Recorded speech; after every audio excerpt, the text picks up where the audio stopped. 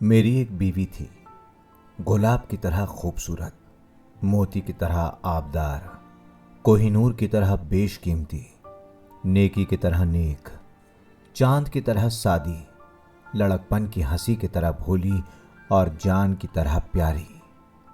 मेरे एक बच्चा था, चांद सा गोरा, नए चांद सा प्यारा, युवती के कपोल सा कोमल, प्रेम सा सुंदर, चुंबन सा मधुर, आशा सा आकर्षक और प्रसन्न हंसी सा सुखद।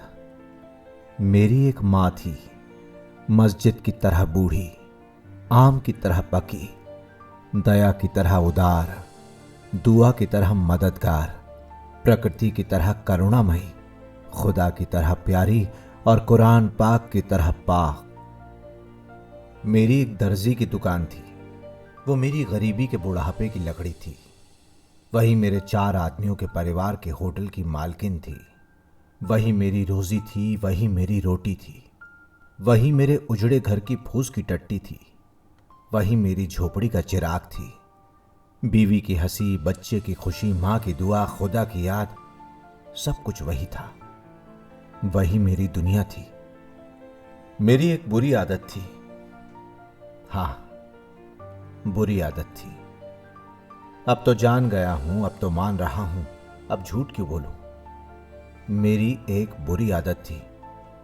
मैं खुदा को मानता था, खुदा को इंसान से बढ़कर जानता था, खुदा के लिए इंसान की हस्ती तक मिटा देने का समर्थक था।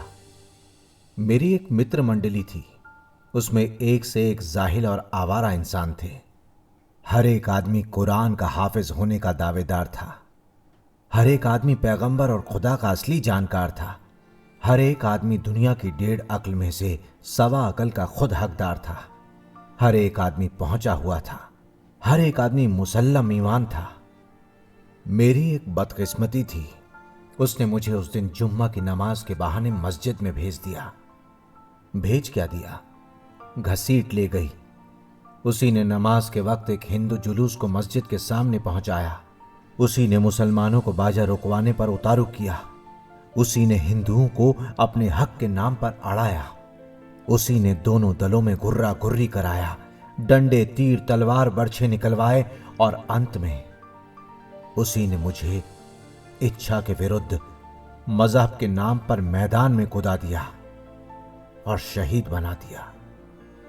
मेरी करनी के लिए शैतान के खजाने में एक इनाम था, उसका नाम दोजक की आग है।